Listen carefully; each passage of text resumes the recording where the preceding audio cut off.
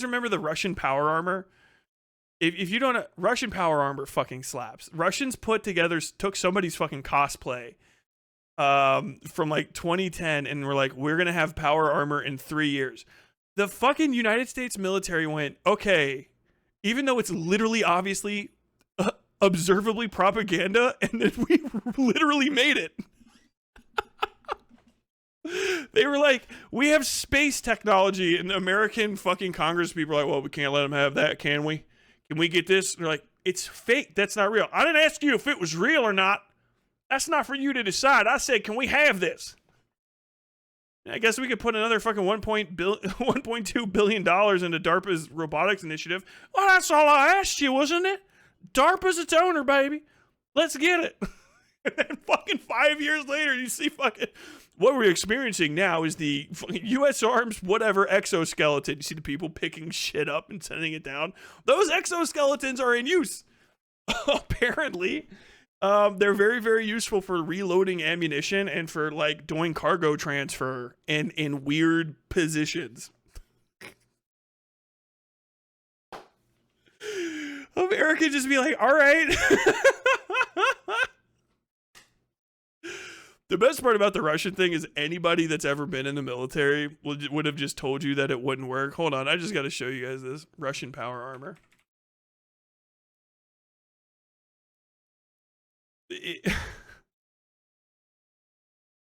Let's see, what this is a Newsweek article. Open image in new tab. Oh, no, that. No.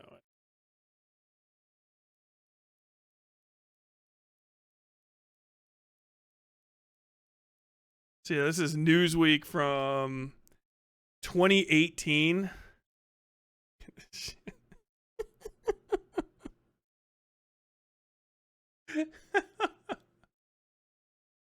Oh my god. Oh, hold on just a second. Let me get the right browser and all that stuff up.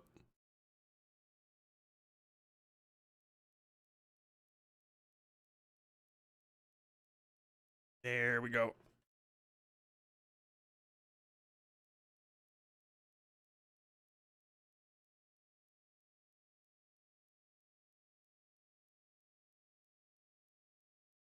Russia tests RoboCop power armor, enabling soldiers to fire machine guns with one hand. Put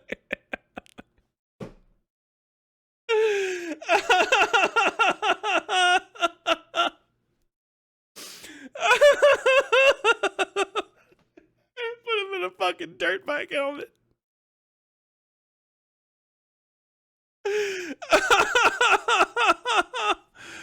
Oh my god. Jesus Christ. There was another one of these that's from even further behind. It's slated to be completed by 2025. Not anymore, baby. You gonna miss that window, boy.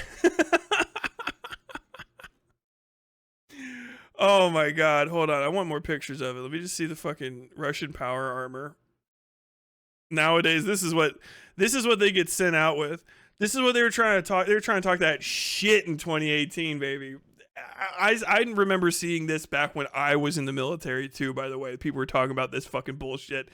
It's supposed to have like a fucking like the the little heads up display thing that those dildos are wearing from Apple now, walking around. It's supposed to have one of those. It's supposed to have an air conditioning unit in the helmet and integrated night vision. If you've ever seen how fucking big night vision units are, it's not in the fucking helmet. It's not in the helmet. It's so much fucking tech they promised would be in these things. It's insane. The stalker duty power armor. But yeah, this is what they got. Look at this motherfucker, dude. It's a fucking dirt bike helmet, man. I swear to God. The Russians can't help it. I don't know what it is with Russians and fucking always putting face masks on shit, but they literally cannot help themselves. Let's see. Go ahead. I just want to see the fucking image, man. Open image in new tab. There you go. Thank you. This is Putin's 21st century warrior digital helmet. That's fucking... Jarvis, show me where the Ukrainians are going to shoot me to death. That hill? Thank you. Bulletproof neck protector.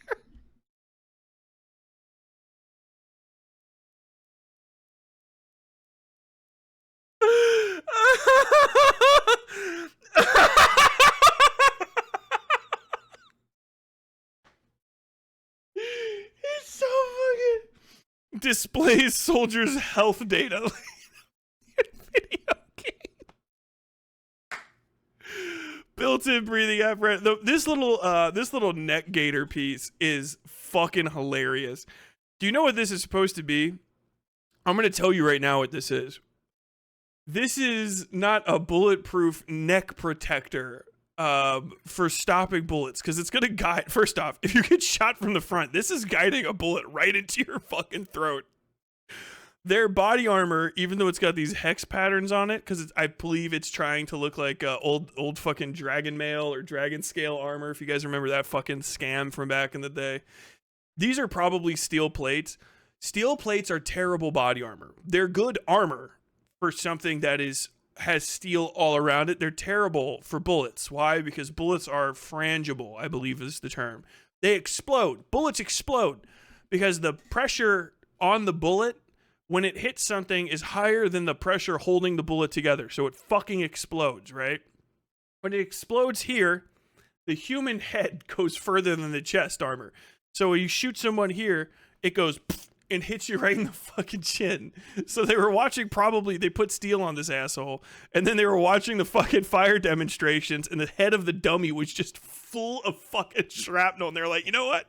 We'll just slap a piece on there. I forgot how fucking stupid this shit is. I remember the first time I saw this, I was crying laughing, dude.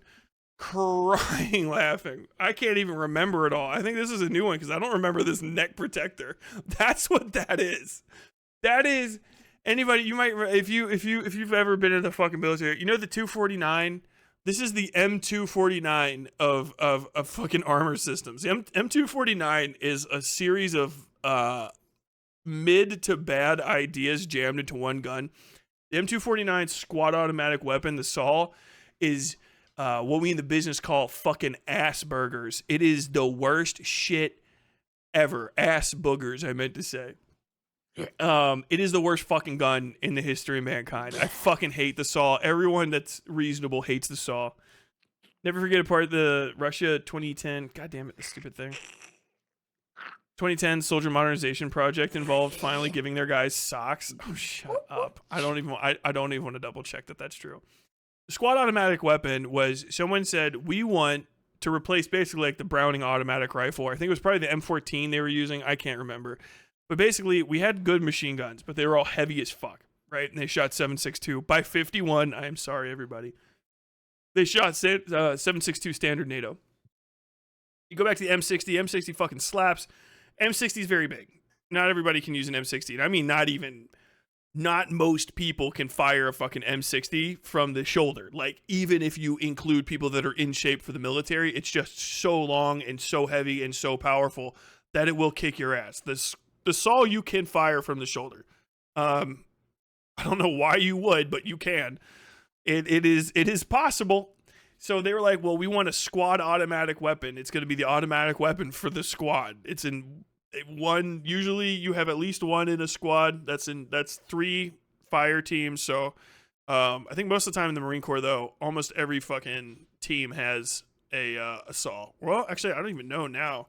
I think they finally, hopefully, fucking replaced the thing. But it is just a series of bad ideas. It naturally, the ammo cases integrate into the box, and it's belt fed, right? It's a belt fed, but also magazine fed weapon, because they were like, you should be able to fire anything with it, right? So you could put a magazine into the side of it. The unfortunate aspect of that is it fucking wonks the shape out of all of the feed tray apparatuses. Every other belt fed weapon gets fed with a fucking belt, right? And it just is operated along that belt. It's a nice big smooth thing. The SAW has all sorts of shit going on with it. All sorts of shit. Gigantic fucking magazine well that's usually like, it looks like it's fucking TIG welded to the side of the thing. that you jam a magazine in, and literally every fucking armorer, staff NCO, your team leader, all of the higher ups will tell you, we will literally beat your fucking ass if you ever put a fucking magazine into the side of that thing, because it's not meant to be fired with a magazine. It's a fucking belt-fed weapon. So if you put the magazine in it, more than likely that is the magazine's like last of maybe 10 uses ever, if it's not the immediate last use, because it beats the fuck out of the magazine, because it shoots. The magazine is the magazine. It's a Stanag mag, standard fucking 28 round, 30 round magazine for the M16 that goes right in there. And they're almost always metal, because I think now they finally have polymer ones. But back in the day, we had fucking the shitty little stamped fucking aluminum things. And it just eats them. It breaks them the fuck apart, because the magazines are so badly made. They're only like held together with two of those little like electric punch welds or whatever. So if you put too much pressure on a Stanag, it will start fucking collapsing, and it will just start creating a shitload of what we call stovepipes. Multiple rounds trying to feed at once, jams the gun up. Sometimes it's so critical, depending on what kind of weapon you're using, that the stovepiping can require you having to go to the armor. The weapon's just basically, as the kids would say, bricked.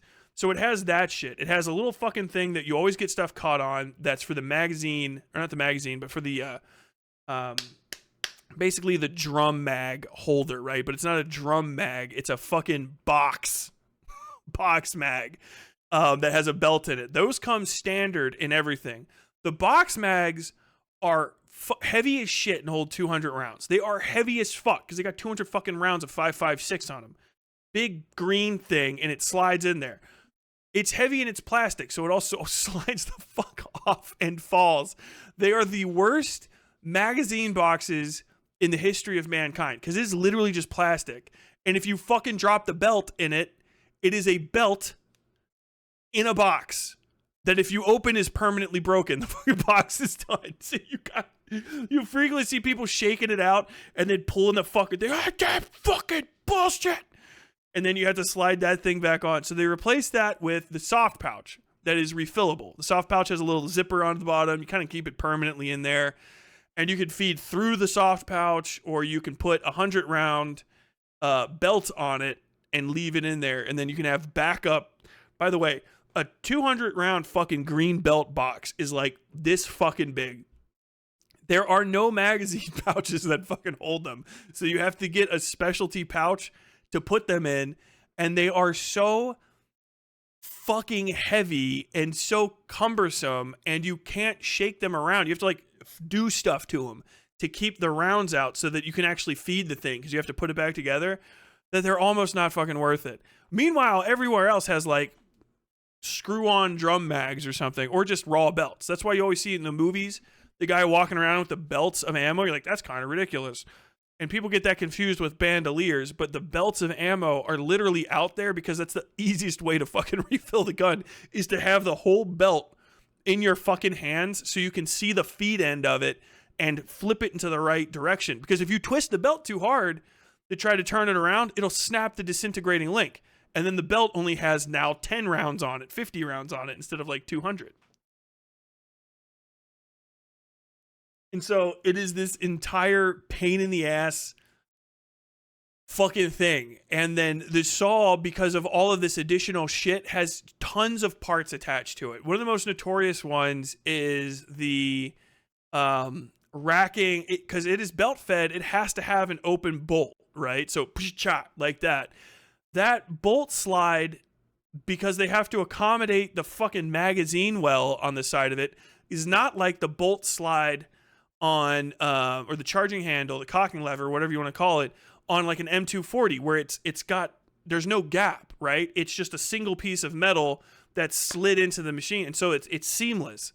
You can't do that because you got the fucking magazine well, so you can't let the metal go up and down and shit in it. So you have to have this big fucking stamped piece of aluminum on literal tiny springs that slides up and down over the top of this cocking lever, so the whole thing doesn't fill with fucking sand. And there's another shitty ass fucking cover like that on the goddamn magazine well thing on the side, and just a series of other things. One of the most notorious parts about the goddamn thing is that if you take apart to clean it, you know somebody that's been a fucking saw gunner for a while because they can get the fucking gas tube back in. The gas tube on the saw, for whatever fucking reason, I don't know if they fixed it yet. The gas tube on the fucking 240 is the weirdest, most finicky fucking thing in the history of mankind. It's a literal tube that the front end of the barrel gets like slotted into. But you have to, it connects inside the receiver. So the receiver's like this, and the tube just disappears in there. And the entire front of the fucking gun is held on by that cocksucking piece of shit fucking tube, including the bipods and stuff, right? So also you can't disassemble the thing on the bipods. That's the other pain in the ass. The 240 you set on the bipods, right? It's the next weapon in that weapon class that's up. You set it on the bipods and it's on the fucking bipods. With the 240, you have to take the bipods, open them up, take the fucking, unscrew the gas tube, which is easy, and then the thing starts falling apart. Then you can take off the fucking barrel and shit too, I believe. You might be able to take off the barrel earlier. That would make more sense because it might not be that case. I can't remember all of this. It has been 15 years. But that fucking tube, it comes out easy. It always comes out easy, right? And then you got to fucking put it back on, and it is insane. Insane how difficult it is to put on. And it holds, I'm not shitting you, it holds the whole front of the fucking gun on this one thing. You gotta like, there's a little circle somewhere in the heart of the gun, and you gotta like get your finger in it and just like gently finger this fucking thing. I know it's like a sexual innuendo, but like literally, so that it just and then clicks the right way. Some of these things are so damaged because all the parts on the fucking 249 are aluminum, like scratchy, thin fucking aluminum, that you can feel the click that's supposed to happen, but you didn't click it at the right place. And you won't know until you charge the weapon, send it forward, and then send the bolt home, and then, or pick it up. And the whole fucking weapon will fall apart in your hands like a slapstick routine.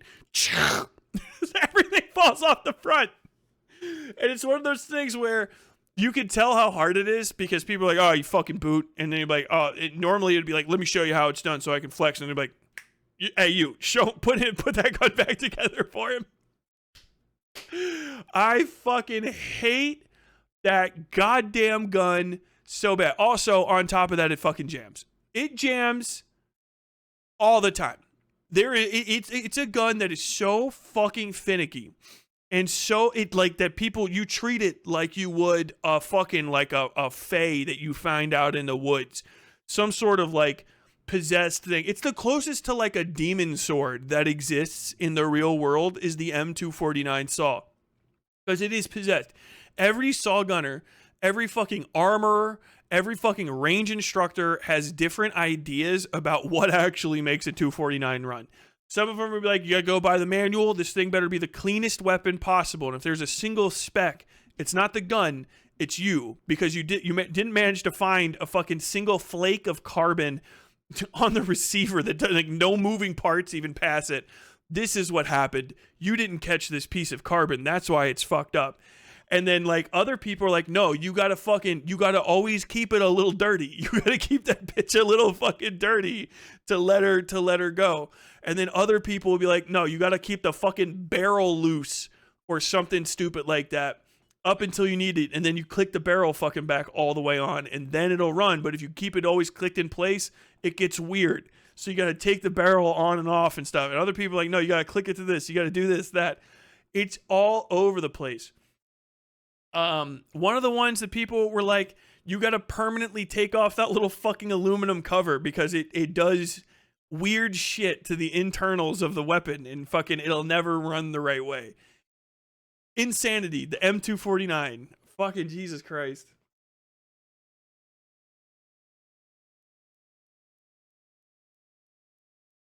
So this saw was made by Bandai Namco. Sounds like a few gunplay kits I know. True. Aren't all guns innuendo, according to Sigmund Freud? Sigmund Freud's so fucking sexy. Sigmund Freud is just Vosh. All Sigmund Freud stuff is just, like, projection. Everybody must be obsessed. Everybody must be obsessed with the penis and fucking their mother because I am. When I was in the Irish Defense Forces, we had the Bren gun. Yes, the WW2 designed Bren gun, but in 7.62 NATO. It was replaced right when I started in 2015-16. They retired and placed the FN mag. That's fucking awesome. Old fucking Bren gun.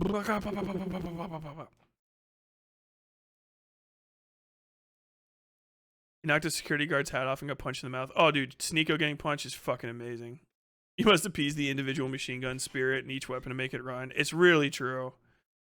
I can only imagine what the MK48 is like. If that's the new squad weapon, I wouldn't be surprised. But hold on, let me finish making fun of this guy. Look at this goddamn suit. First off, also, look how fucking small this Russian is. I can't tell if this is this could be a girl wearing this suit or a Russian man. It's completely, you can't tell. And that's not me necessarily like being sexist.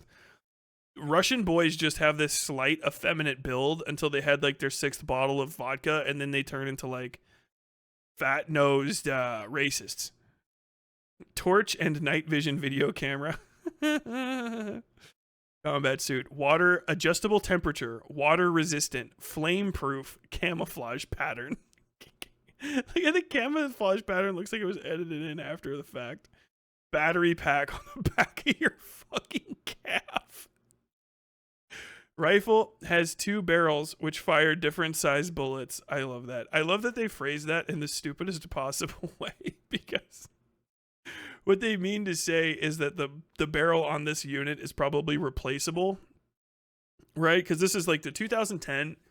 The thing was in 2010 that the fucking Scar H had come out. Okay, Scar H was sex made manifest in gun form, because the Scar H was science. Jesus handed it down to us from the heavens, and the Scar H was perfect. The Scar H was made by fucking the ghost of fucking Browning, because it could switch out the barrels. That's pretty much it. The Scar H is basically like, and gun nerds will get mad at me, but like really, the Scar H is an M16 S series style platform, right? But you can switch the barrel out between 5.56 and 7.62, and it just makes it more modular than even like the M16 was, coming out of the fucking first decade of the global war on terror operations in Iraq and Afghanistan. And you could switch it out. That was the old magic. It was that and the XM38. If I remember, you guys remember the XM38 automatic grenade launcher? Shot a 20mm grenade that you could pre-program to fire airbursts and all that stuff. I think the XM28, I might be getting that mixed up with like the XM8. There was a rifle that came out around that time that was like somebody's answer to the SIG, the Steyr AUG, that somehow looked more alien and less useful than the Steyr AUG. But there's also a grenade launcher that came out around that time. It is the biggest fucking grenade launcher you have ever seen in your fucking life. I think they might actually be field operational now. I could not imagine who uses it, because it's the biggest gun I've ever seen. It's literally like this tall. Like the gun is this fucking tall. But the Scar came out back in the day, and the Scar was magic because the Scar could change barrels. And after the Scar could change barrels, everyone else went like, can we change barrels too? And so from there on, everyone's just like, we can all change barrels. And then the fucking government started getting the fucking price tags for these guns that you buy 1 receiver and then also 2 barrels and then like 3 additional kits that you have to put in to get all the timing and stuff right. And they're like, okay, this is actually a bad idea. What if 7.62 is too heavy and 5.56 is too wimpy? And then they're like 6.8, and now the whole thing is like, the 6.8 round is the future of the military, all right? The 6.8mm NATO, patent pending, is the future of military rifles. XM8 was where they took a SIG G36 and dressed it up in a sexy body. They got a car company to design the outside. Oh, that's what it is. Okay. Ugliest fucking XM25, thank you. Was it? So yeah, I mixed up the XM8 and the XM25. My bad. Brain damage. But it's terrible. I love the Thumper, but that's solely due to Apocalypse Now and Fallout New Vegas. The M203 is it's the same thing. The M203 and the M39, I believe it is, single shot grenade launch, same deal. You know what's fucking slaps? Mark 32. Mark 32 goes hard. I had a Mark 32 in Iraq. I got to shoot real grenades out of it too. Not at people. I got to shoot those at dirt, but I got to shoot real flares into the air with it, and it's fucking sick. That thing's all you need. It's small. It's like small for a grenade launcher. It's got a big barrel on it. You guys know what this is? The Mark 32 is a 6-shot grenade launcher. It's real. It's fucking real. It's fucking real. It's a revolver, like a literal gigantic grenade shooting revolver, and it works perfectly. It is the most ideal weapon that's ever existed as far as grenades go, because grenades are a pain in the ass. To load one, you have to pump. The worst part is on the 203s that they get stuck. That's the issue. If you want to keep a grenade loaded in an M203, it's actually pretty dangerous because of various reasons, most of which is just you have an additional trigger on your gun that you could accidentally fire a fucking grenade out of. So you don't always want to keep the 203 loaded, which means that you have to load the 203 when you actually want to use it. Some people keep it loaded, some people don't. If you keep the 203 loaded, it is also now an additional pound heavier than the 3 pounds or whatever, or 2 pounds that the M203 underbarrel grenade launcher weighs. And that whole thing together now makes it way, way harder for you to have basically aim down sights endurance. Like the amount of time your individual unit can spend aim down sights is lower. It's just no matter how strong they are, it's going to be lower because more weight. So is it worth that advantage? Not really. In video games, underbarrel grenade launchers are like the coolest thing ever. IRL, if you are in a kinetic situation that requires them, they're probably great. Every other time, they are just more shit that's on your rifle. Everyone wants one because dick bigger, monkey brain, think cool. But generally, like, they're not that fucking wonderful. And then you have to carry the grenades on you. And, like, they can also, because a lot of people will put them in the weapon, the 203 is open on the end because it's a gigantic fucking tube is really all it is. Bloop gun. Boom. That tube gets shit in it. And so if you don't take out the weapons, and sometimes even if you do, the heat from firing and the additional pressure will actually get shit stuck in that fucking little barrel. So, like, it gets stuck. And also, if you have a grenade mishap for some fucking reason, that you have a dry fire or something, you now have a gun that maybe has some sort of dud grenade in it attached to your rifle, and it's very heavy. The 32 alleviates that by you preloading all of the ammunition into it, which is heavy as fuck. But you don't have to carry it on your arms up at the ready. You don't have to look through your sights with it and stuff. It's just hanging off of the back of your back. You know what I mean? So if you need it, which you might or you might not, you can bring it, you cannot bring it, but it will be loaded. And then you can fire it. Puchung, puchung, puchung, puchung, puchung. And for us, the reason that it was good was because you could put flares and shit in it. It wasn't even like, hey, we need to shoot a bunch of grenades at people.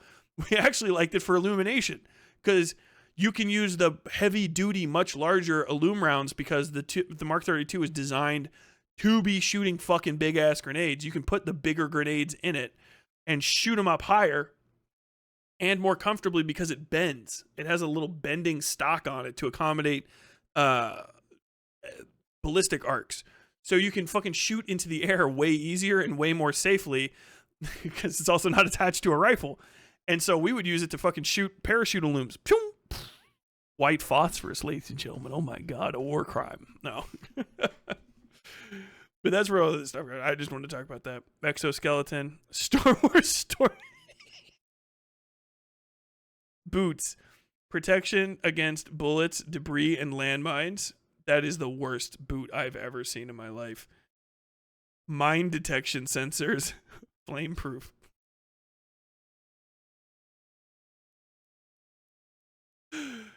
Boots. They said that the new boots, they have mine detection in them. Yes. If you step on mine, it goes off. Detected.